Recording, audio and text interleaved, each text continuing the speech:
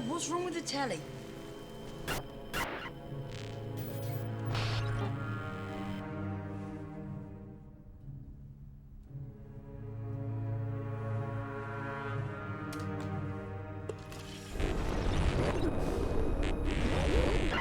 Good evening, London. Allow me first to apologize for this. The emergency channel! I do, like many of you, appreciate the comforts of the everyday routine, the security of the familiar, the tranquility of repetition.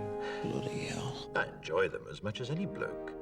But in the spirit of commemoration, Who's that, Mum? whereby those important events of the past, usually associated with someone's death or the end of some awful bloody struggle, are celebrated with a nice holiday, I thought we could mark this November the 5th, a day that is sadly no longer remembered, by taking some time out of our daily lives to sit down and have a little chat. There are, of course, those who do not want us to speak. Let me think, just let me I think. suspect even now, orders are being shouted into telephones, and men with guns will soon be on their way. It's Chancellor Sutler. Damn it! Why? Because while the truncheon may be used in lieu of conversation, words will always retain their power. Words offer the means to meaning, and for those who will listen, the enunciation of truth. And the truth is, there is something terribly wrong with this country, isn't there? You designed it, sir. You wanted it foolproof. You told me every television in London. Cruelty and injustice, intolerance and oppression. And where once you had the freedom to object, to think and speak as you saw fit, you now have censors and systems of surveillance coercing your conformity and soliciting Cameras. your submission. We need cameras. How did this happen?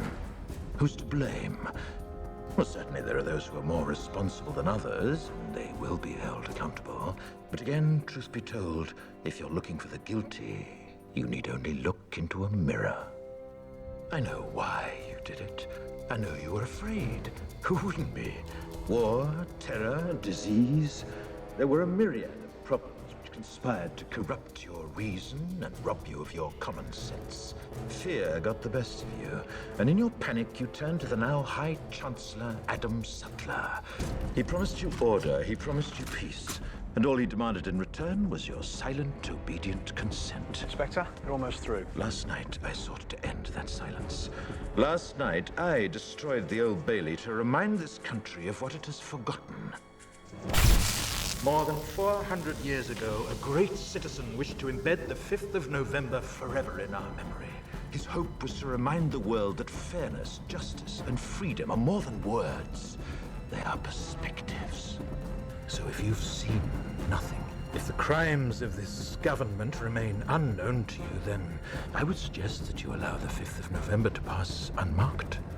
But if you see what I see, if you feel as I feel, and if you would seek as I seek, then I ask you to stand beside me 1 year from tonight, outside the gates of Parliament, and together we shall give them a 5th of November that shall never, ever be forgotten.